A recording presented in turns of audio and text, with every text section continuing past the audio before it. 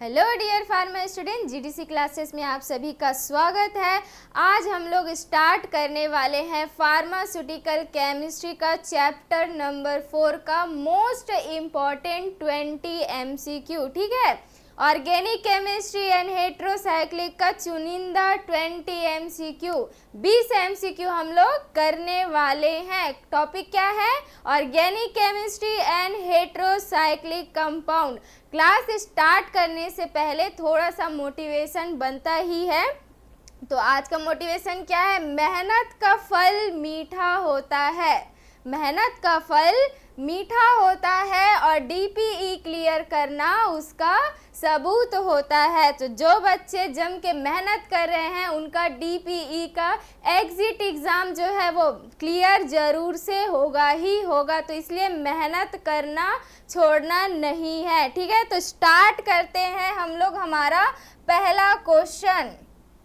पहला क्वेश्चन है, organic chemistry is concern with which type of compound. ठीक है, सिंपल सा पूछा जा रहा है, ऑर्गेनिक केमिस्ट्री होता क्या है। ठीक है, सिंपल सा क्वेश्चन है। क्या है क्वेश्चन? ऑर्गेनिक केमिस्ट्री होता क्या है? तो ए ऑप्शन में है मेटल्स एंड अलॉय होगा, या फिर सॉल्ट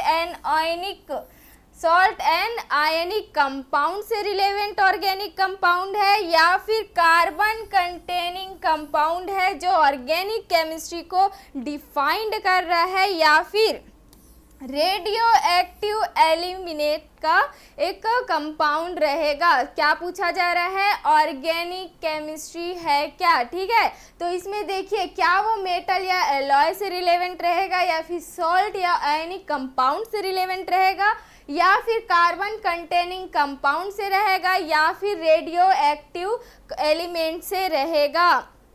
सही आंसर क्या होना चाहिए? ऑर्गेनिक कंपाउंड कुछ इस तरीके से रहता है, हाइड्रोजन कार्बन से रिलेवेंट एक चैन बना हुआ रहता है, या फिर साइक्लिक फॉर्म में हो गया आपका ये बेंजीन हो गया। इसमें क्या रहता है? सब में CH2 CH2 CH2 CH2। तो इससे क्या पता चल रहा है? इससे हमको ये पता चल रहा है कि कार्बन कंटेनिंग कंपाउंड होता है ऑर्गेनिक केमिस्ट्री। ठीक है, ऑर्गेनिक केमिस्ट्री क्या होगा? कार्बन कंटेनिंग कंपाउंड होगा। सही आंसर क्या रहा हमारा? कार्बन कंटेनिंग कंपाउंड रहा। अब देखिए ऑर्गेनिक केमिस्ट्री क्यों इतना इम्पोर्टेंट है। ऑर्गेनिक केमिस्ट्री फार्मास्यूटिकल केमिस्ट्री का ही एक ब्रांच है। ठीक है, और क्या क्या होता है? मेडिसिनल केमिस्ट्री होता है, इनऑर्गेनिक होता है, एनालिसिस होता है, और फिजिकल केमिस्ट्री होता है, जिसमें से आपका ऑर्गेनिक केमिस्ट्री भी, ये सारी किसकी ब्रांच है? फार्मास्यूटिकल केमिस्ट्री का ही एक ब्रांच है, जिसमें हम ऑर्गेनिक केमिस्ट्री है क्या उसको देख रहे हैं। ठीक है, ये स्टडी करता है उसके स्ट्रक्चर क्या होगा। बोलते हैं ना, एक सिस्टमेटिक तरीका चाहिए ही रहता है किसी चीज़ को आइडेंटिफाई करने के लिए। तो ये क्या रहेगा? स्ट्रक्चर को स्टडी करने के लिए रहेगा, उसकी प्रॉपर्टी कैसी होगी, acid nature, basic nature, colour कैसा है, टेस्ट कैसा है ना, किस कंपोजिशन से बना हुआ है, उससे रिलेवेंट हो गया, उसमें रिएक्शन कैसे दिखाएगा, हाइड्रेशन, रिडक्शन, है ना, ये सारी चीज़ें हो गया। और ये किससे मिलके बना हुआ रहता है? कार्बन से मिलके बना हुआ रहता है। ठीक है, कार्बन कंटेनिंग कंपाउंड होगा ही होगा। अब इसमें इम्पॉर्टेंट चीज़ क्या है? कार्बन का हमेशा ये 4 बॉन्ड क्यों होता है? कार्बन का हमेशा 4 ही बॉन्ड, मतलब चारों तरीके से क्यों, इधर से इधर बॉन्ड हुआ, और नाइट्रोजन का सिर्फ 3 क्यों हुआ, ऑक्सीजन का सिर्फ 2 क्यों हुआ, और हाइड्रोजन का 1 क्यों हुआ? बहुत ही ज़्यादा इम्पॉर्टेंट चीज़ है। ठीक है, कार्बन का वैलेंस 4 होता है, नाइट्रोजन का वैलेंस 3 होता है, ऑक्सीजन का वैलेंस 2 होता है और हाइड्रोजन का वैलेंस 1 होता है। इसी वजह से इसका बॉन्ड भी उसी तरीके से है। अब ये वैलेंस कैसे निकालते हैं, इसका वीडियो इस चैनल में डल चुका है, आपको ज़रूर से उसको अच्छे से देख लेना है।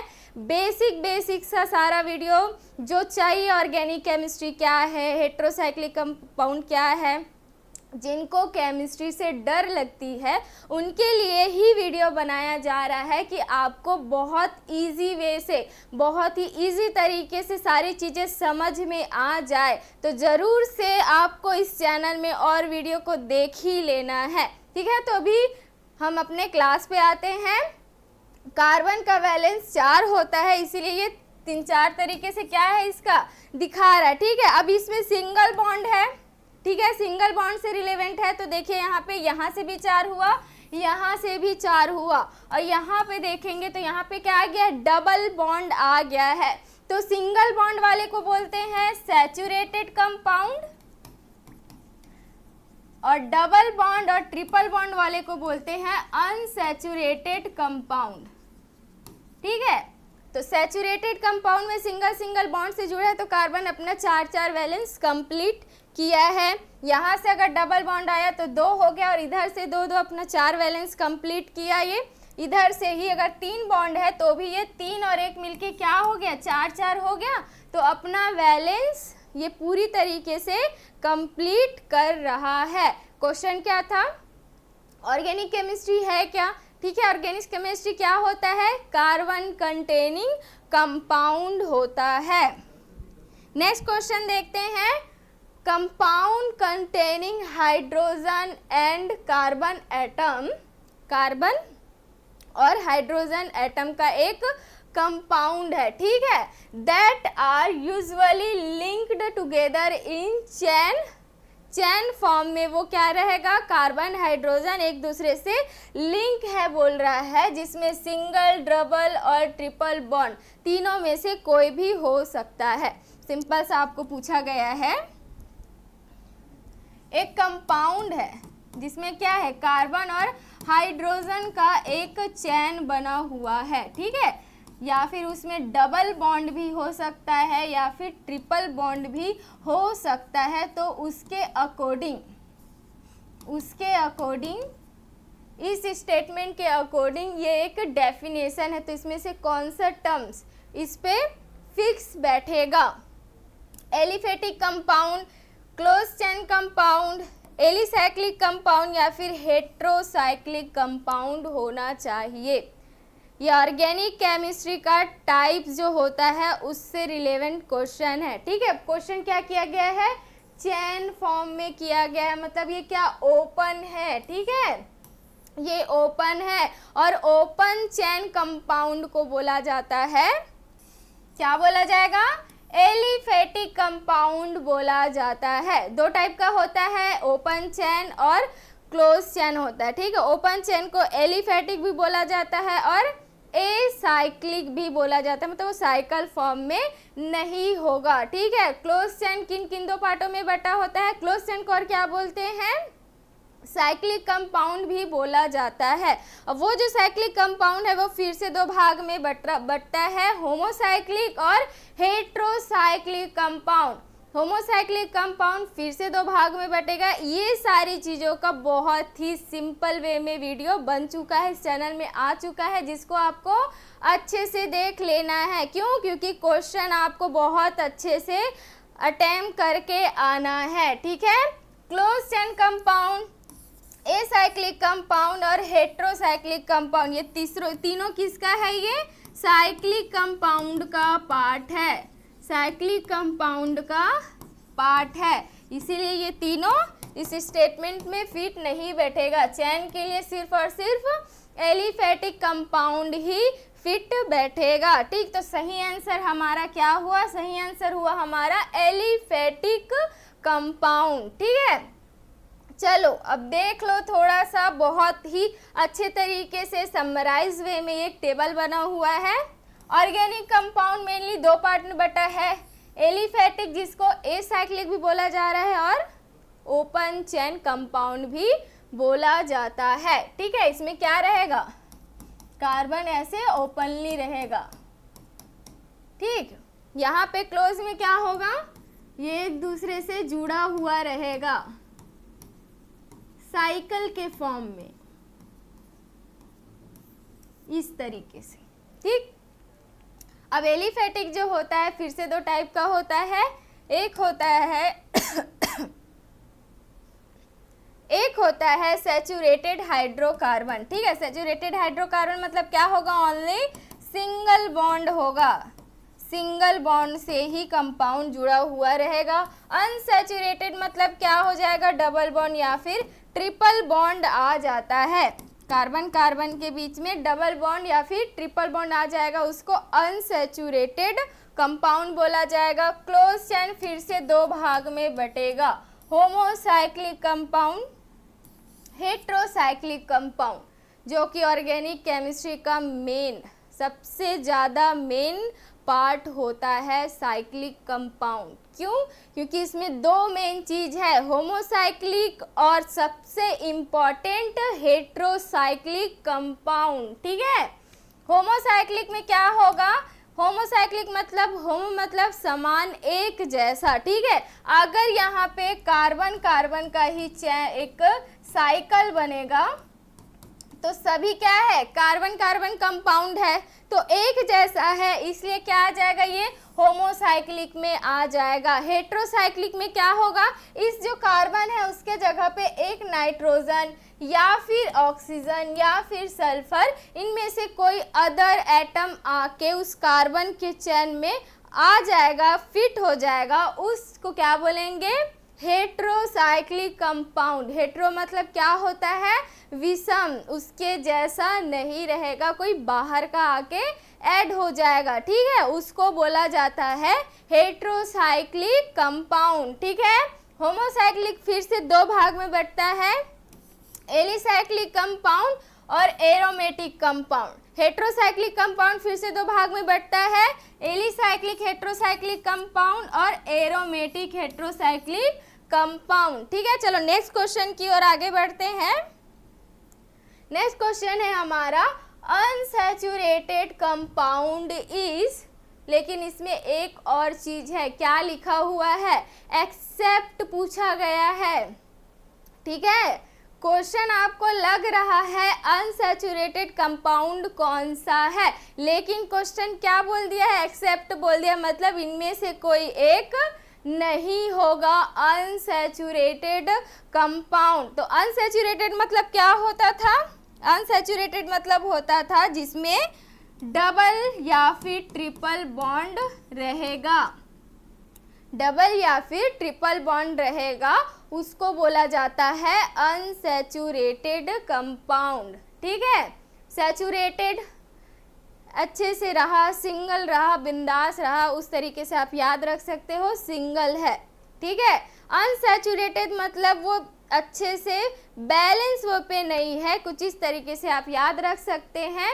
डबल बॉन्ड मतलब क्या है, एक सिंगल बॉन्ड पे एक और लोड पड़ गया, ट्रिपल बॉन्ड मतलब क्या हो जाएगा, दो और लोड पड़ गया, इसलिए क्या हो गया, वो अनसैचुरेटेड हो गया, नाखुश हो गया, इस तरीके से आप याद रख सकते हैं। ठीक है, अब देखिए इसमें ए में क्या लिखा है, कंटेनिंग ओनली, कार्बन कार्बन के बीच में सिंगल बॉन्ड होगा तो रहेगा, या फिर डबल बॉन्ड होगा तो फिर रहेगा, या फिर ट्रिपल बॉन्ड होगा तो फिर रहेगा, फिर ऐसा साइक्लिक कंपाउंड जिसमें डबल बॉन्ड होगा। तो बताइए कौन सा हो सकता है, सारा चीज़ मैं यहाँ पे बता ही चुकी हूँ, डबल बॉन्ड और ट्रिपल बॉन्ड रहेगा, उसको बोला जाएगा अनसैचुरेटेड कंपाउंड। लेकिन क्वेश्चन क्या है, एक्सेप्ट पूछा गया है, तो क्या आना चाहिए आंसर, ए आना चाहिए, containing only carbon carbon single bond. ठीक है, सही आंसर क्या होना चाहिए, carbon carbon containing single bond होना चाहिए। सैचुरेटेड का मतलब क्या होता है, कार्बन कार्बन के बीच में क्या रहेगा, सिर्फ और सिर्फ सिंगल बॉन्ड रहेगा, ये सिर्फ कार्बन कार्बन के लिए होगा। ठीक है, कार्बन और ऑक्सीजन के बीच डबल बॉन्ड है तो वो अनसैचुरेटेड में नहीं आएगा, ये सैचुरेटेड में ही आएगा, सिर्फ और सिर्फ कार्बन कार्बन के बीच देखना है कार्बन ऑक्सीजन के बीच इसको नहीं देखना है, किसी फंक्शनल ग्रुप के अकॉर्डिंग ये डिफाइन नहीं करेगा कि वो सैचुरेटेड है अनसैचुरेटेड है। ठीक है, अनसैचुरेटेड में क्या रहेगा, मल्टीपल बॉन्ड रहेगा, जैसे कि डबल हो गया और ट्रिपल हो गया, कुछ इस तरीके से। चलो नेक्स्ट क्वेश्चन देखते हैं। नेक्स्ट क्वेश्चन है pick out the option that is not a functional group from the following. इनमें से 4 ऑप्शन दिया गया है। ठीक है, इनमें से कोई एक जो है फंक्शनल ग्रुप नहीं कहलाएगा, वो कौन सा है? क्या वो हाइड्रोक्सिल ग्रुप होगा, या फिर बेंजीन ग्रुप होगा, या फिर एल्डिहाइड ग्रुप होगा, या फिर कार्बोक्सिलिक एसिड होगा। हाइड्रोक्सी ग्रुप मतलब क्या हो जाता है, OH हो जाता है। बेंजीन मतलब क्या हो जाएगा, C6H5 हो जाएगा। ठीक है, एल्डिहाइड मतलब क्या हो जाएगा, CHO हो जाएगा। कार्बोक्सिलिक ग्रुप मतलब क्या हो जाएगा, COOH हो जाएगा। तो इनमें से कौन सा है जो फंक्शनल ग्रुप नहीं रहेगा? कार्बन कंटेनिंग कंपाउंड को क्या बोला जाता है, ऑर्गेनिक कंपाउंड बोला जाता है। ठीक है, वो क्या पेरेंट चेन में आएगा, तो वो फंक्शनल ग्रुप नहीं रहेगा। तो हमारा सही आंसर क्या हो जाएगा, बेंजीन। ठीक है, बेंजीन जो है वो फंक्शनल ग्रुप में नहीं आता है। फंक्शनल ग्रुप क्यों इम्पोर्टेंट है? अगर मैं CH3OH लिख दूं तो ये क्या हो गया, मेथेनॉल हो गया, मतलब अल्कोहल की प्रॉपर्टी रख रहा है।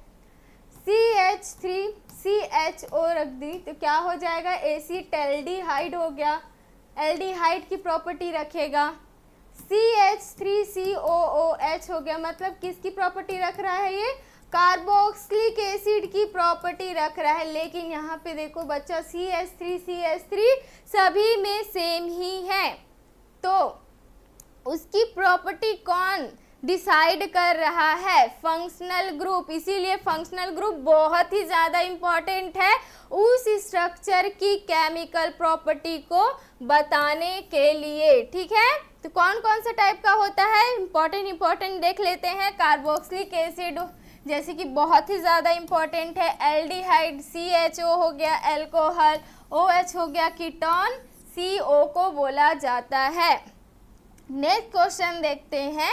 नेक्स्ट क्वेश्चन है general formula for alkyne is ALKYNE, YNE। ठीक है, इंपॉर्टेंट क्या रहता है इसमें, इंपॉर्टेंट क्या रहता है, ANE, ENE, YNE। जुड़ता क्या है, एल्क एल्क एल्क।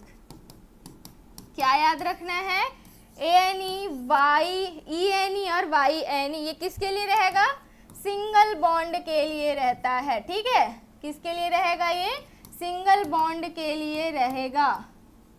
और ये किसके लिए रहता है, डबल बॉन्ड के लिए रहता है। और ये किसके लिए रहेगा, ट्रिपल बॉन्ड के लिए रहेगा, ट्रिपल बॉन्ड के लिए रहेगा। ठीक है, कार्बन कार्बन के बीच ये रहा तो क्या हुआ, एल्केन हो गया, एल्कीन हो गया, एल्काइन हो गया। ठीक है, पूछा क्या जा रहा है, YNE एल्काइन, मतलब इसमें क्या रहेगा, ट्रिपल बॉन्ड रहेगा। तो इसका जनरल फार्मूला क्या होता है, ये किसका रहता है, ये रहता है बच्चा एल्केन का रहता है। ठीक है, जिसमें सिर्फ और सिर्फ सिंगल बॉन्ड रहेगा, उसका फार्मूला होता है CnH2n+2। ठीक है, नॉर्मल है, सिंगल बॉन्ड है, इसीलिए 2 जुड़ गया है। कुछ इस तरीके से याद रख लेना। CnH2n क्या हो जाएगा, जहाँ पे डबल बॉन्ड होगा एल्कीन। ठीक है, एल्कीन के लिए रहेगा। अब -2 हो गया है, +2 क्यों हट गया, डबल बॉन्ड आ गया। डबल बॉन्ड आएगा तो क्या,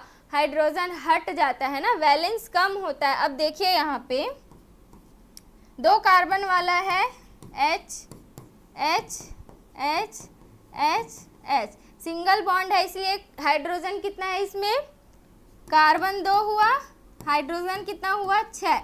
अब इसी को डबल बॉन्ड में अगर हम लिखें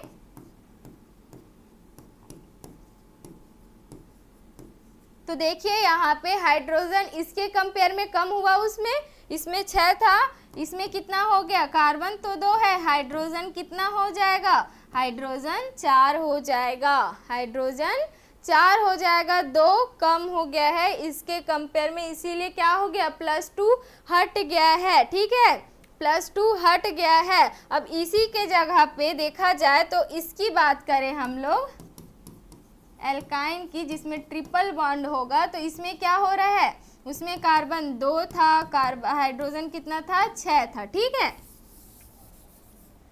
एल्केन में क्या था, H H H H H। ठीक है, कार्बन 2, हाइड्रोजन 6।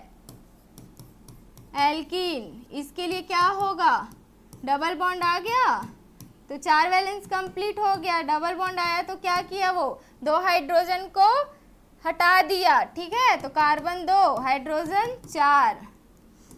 ट्रिपल बॉन्ड आया तो क्या, फिर से 2 हाइड्रोजन हटा दिया, ये किसके लिए है, एल्काइन के लिए है, ट्रिपल बॉन्ड के लिए है, कार्बन 2 और हाइड्रोजन भी 2 है। ठीक है, फॉर्मूले को बहुत अच्छे से समझिए, +2 हुआ तो इसीलिए 6 हुआ। ठीक है, कंपेयर करो, -2 हो गया तो इसमें 2 हट गया है, इसीलिए CnH2n किसके लिए हो गया, ये एल्केन के लिए हो गया और ये एल्कीन के लिए हो गया। अब ये फिर से -2 हो गया। ठीक है, फिर से मतलब 4 माइनस हो गया है। ठीक, इसके कंपेयर में अगर किया जाए तो कितना है, हाइड्रोजन 6 है तो इसमें कितना हो गया, हाइड्रोजन 2 हो गया है, 4 का माइनस हो गया, इसलिए +2 को क्या करेंगे, -4 करेंगे, तभी क्या आएगा, -2 आ जाएगा। इस तरीके से आपको ये चीज़ें बहुत अच्छे से याद रखनी है, इसका फॉर्मूला। ये किसके लिए हो जाता है, एल्किल के लिए हो जाता है,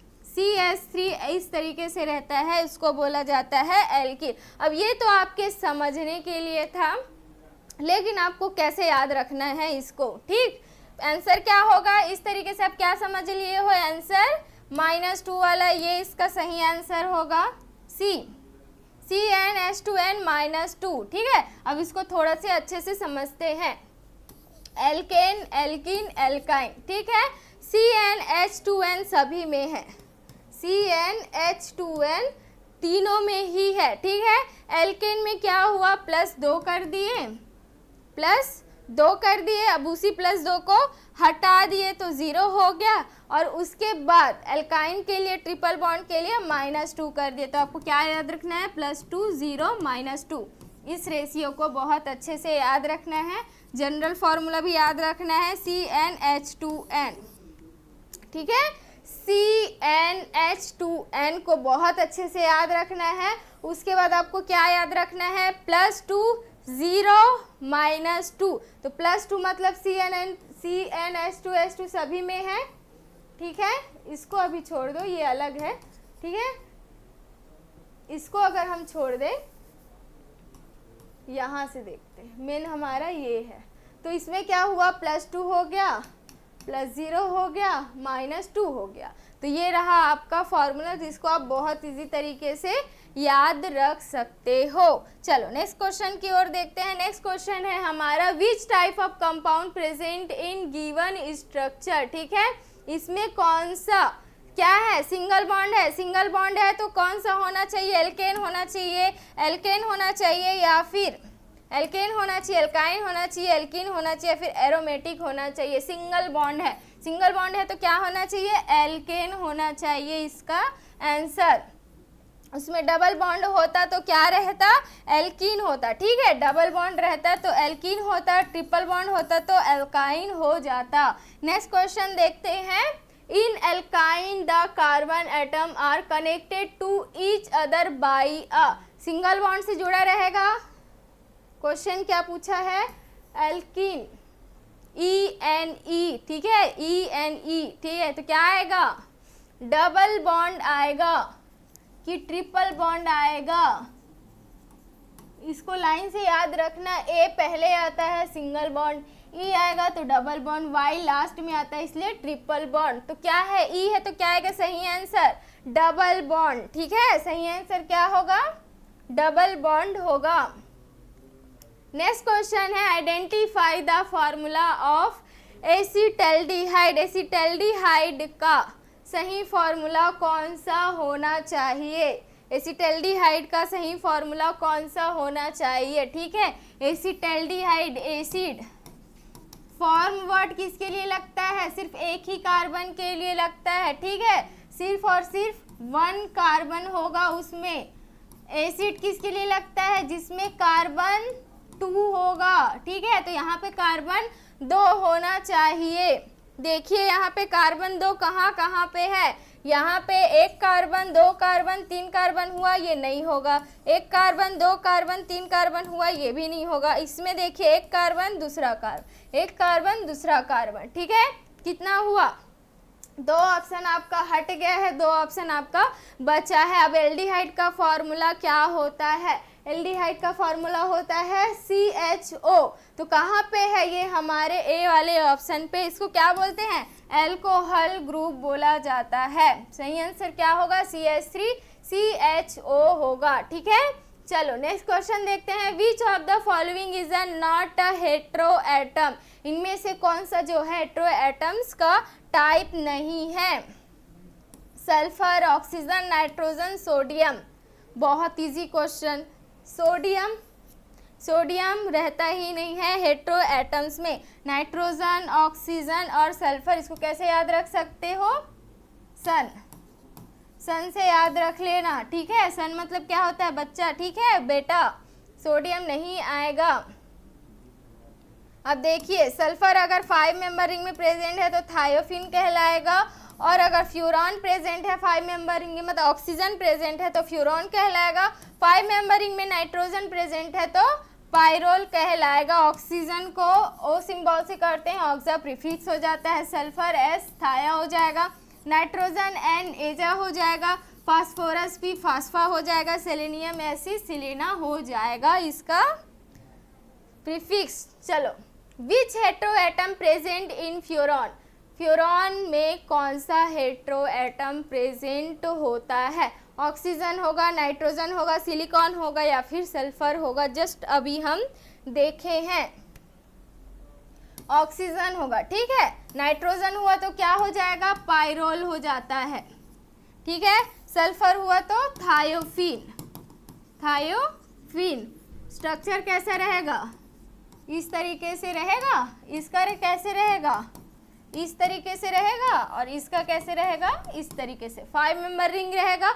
ऑक्सीजन हो गया तो फ्यूरॉन, नाइट्रोजन हुआ तो पायरोल, और सल्फर हुआ तो थायोफिन हो जाएगा इसका नाम। सही आंसर क्या होगा? फ्यूरॉन में कौन सा हेट्रो एटम है? ऑक्सीजन हेट्रो एटम होता है। सन से याद रखना है। ठीक है, सन से याद रखना है। एस से हो जाएगा थायोफिन, ओ से हो जाएगा फ्यूरॉन, और नाइट्रोजन से हो जाएगा पायरोल। फॉर्मूला क्या होगा? C4H4S। ठीक है, यहाँ पे देखेंगे तो CH तो क्या हो गया? कितना है कार्बन? 4, ऑक्सीजन 4, और कितना है सल्फर? 1। इसी तरीके से इसमें भी C4H4 होगा। ठीक है, C4H4 होगा और ऑक्सीजन 1 होगा। लेकिन पायरोल, ये दोनों का फॉर्मूला तो लगभग सेम है, बस सल्फर और ऑक्सीजन है। इसमें क्या होगा? एक हाइड्रोजन और आ जाएगा यहाँ के वजह से, तो CH और ये एक और 5 हो गया हाइड्रोजन, कार्बन हो गया 4 और नाइट्रोजन 1 हो गया। इस तरीके से इसका फॉर्मूला, ये तीनों फॉर्मूला बहुत ही ज़्यादा इम्पॉर्टेंट है। Which hetero atom present in pyridine? Pyridine में कौन सा हेट्रो एटम प्रेजेंट होगा? ऑक्सीजन रहेगा, नाइट्रोजन रहेगा, सिलिकॉन रहेगा या फिर सल्फर रहेगा? पायरिडीन। अब पायरिडीन का स्ट्रक्चर कुछ इस तरीके से होता है। बताइए कौन सा है? फिर कौन सा हेट्रो एटम होगा?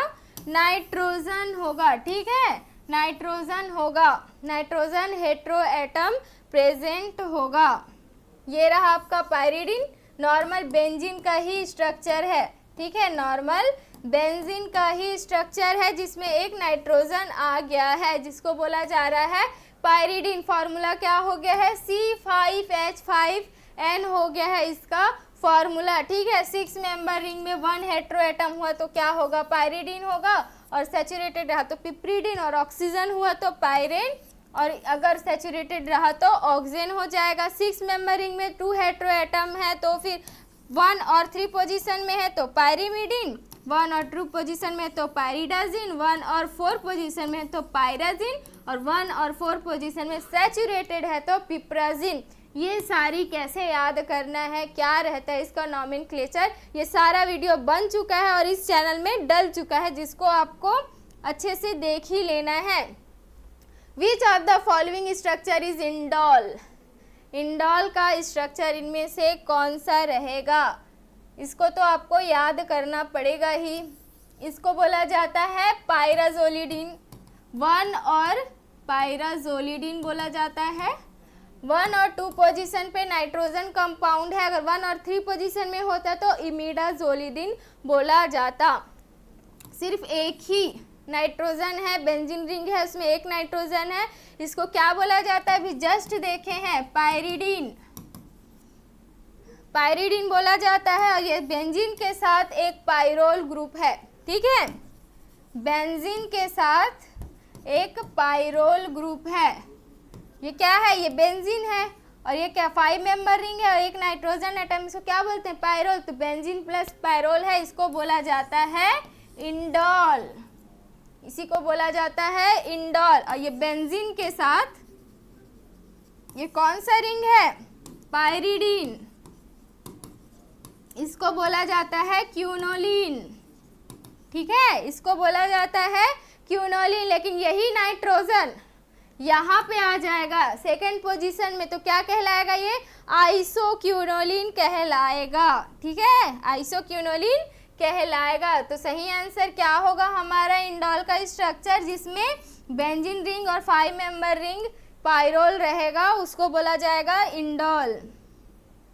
नेक्स्ट क्वेश्चन है सफिक्स, एक सफिक्स के फॉर्म पे आपको दे दिया गया है इरिडीन, ठीक है, इरिडीन में कौन सा, जनरली ये इरिडीन किसके लिए रहता है, 3 मेंबर रिंग होगा जिसमें सैचुरेटेड रिंग रहेगा और नाइट्रोजन कंपाउंड रहेगा, ठीक है, 3 मेंबर रिंग, सिंगल बॉन्ड और नाइट्रोजन प्रेजेंट होगा तब के कंडीशन में ये कहलाएगा, या फिर 4 member ring, saturated single bond या फिर नाइट्रोजन प्रेजेंट है उस कंडीशन में होगा, या फिर 5 मेंबर रिंग सैचुरेटेड होगा, नाइट्रोजन कंटेनिंग कंपाउंड होगा उस कंडीशन में होगा, या फिर 6 मेंबर रिंग सैचुरेटेड मतलब सिंगल बॉन्ड और नाइट्रोजन कंटेनिंग कंपाउंड है उस कंडीशन में होगा।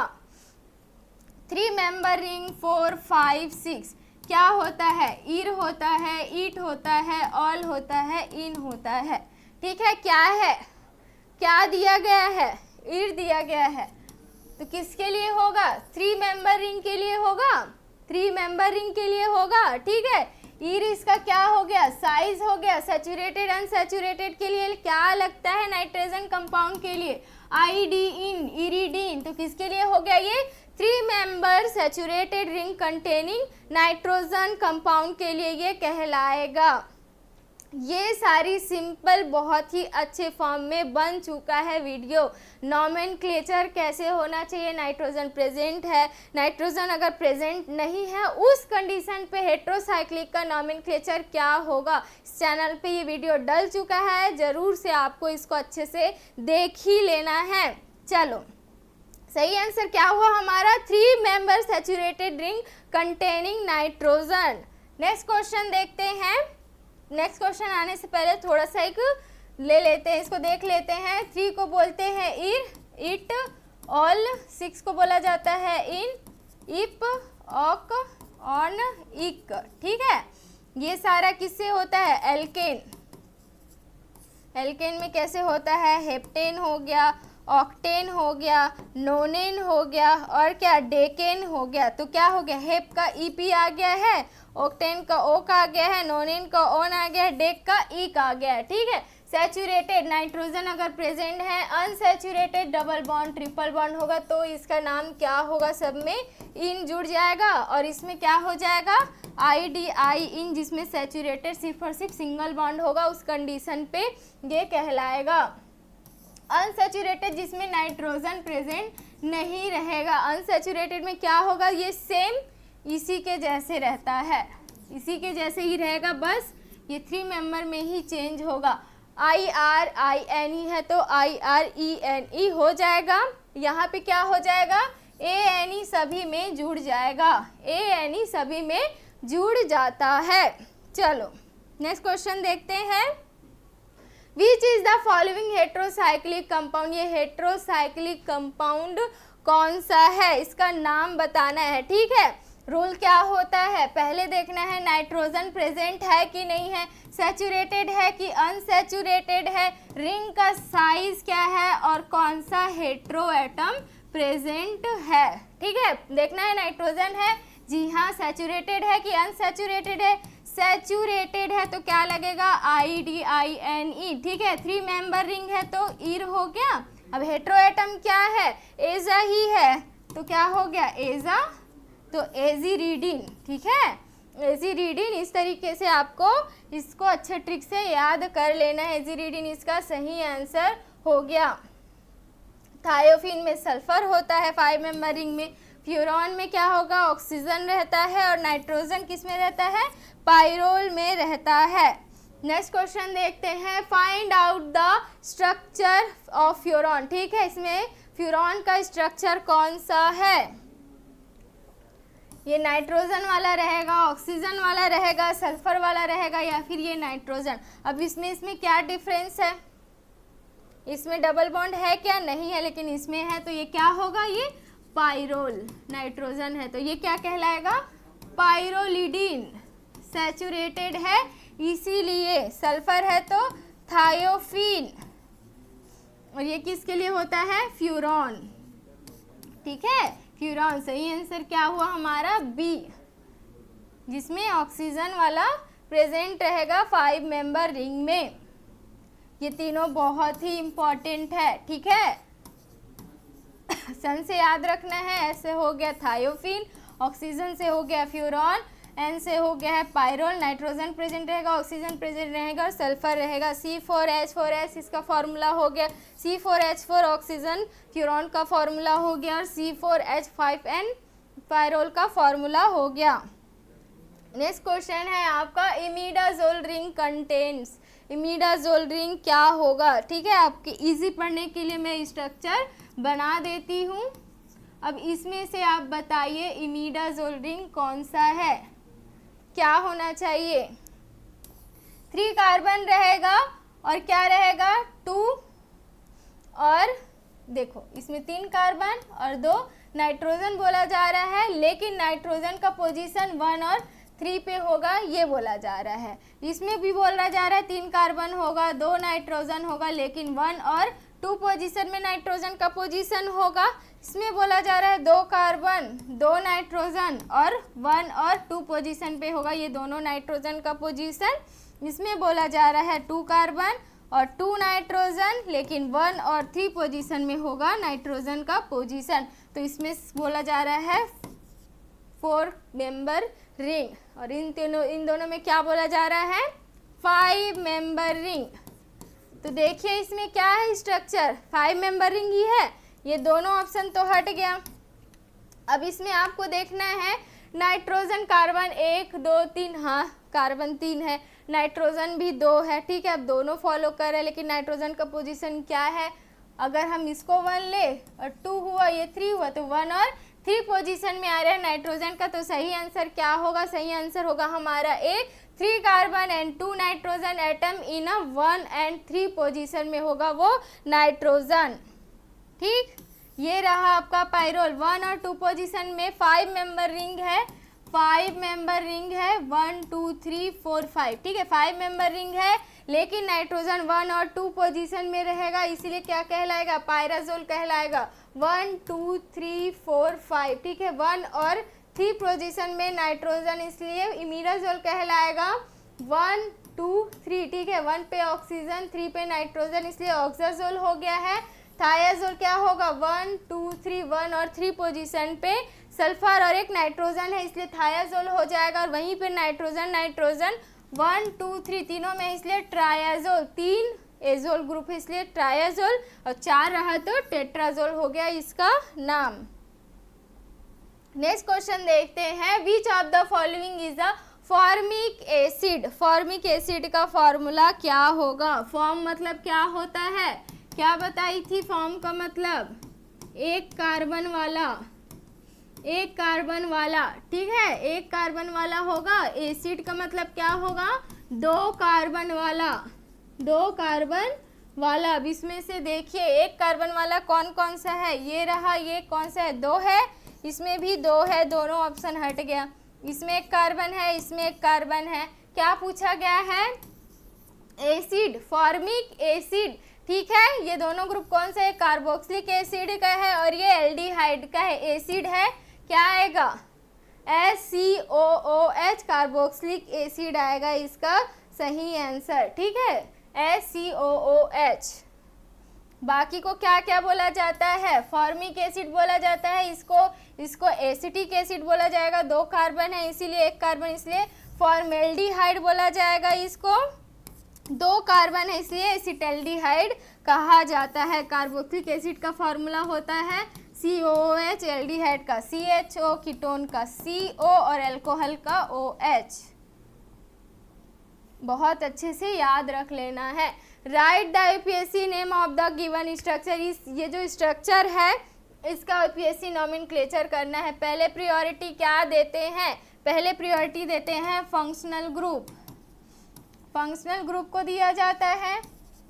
फिर कितना सब्स्टिट्यूएंट प्रेजेंट है उसको फिर पेरेंट चेन को दिया जाएगा। अब इसमें फंक्शनल ग्रुप कौन सा है? दो है, ब्रोमाइड है और कार्बोक्सिलिक एसिड है। पहले प्रायोरिटी किसका रहेगा?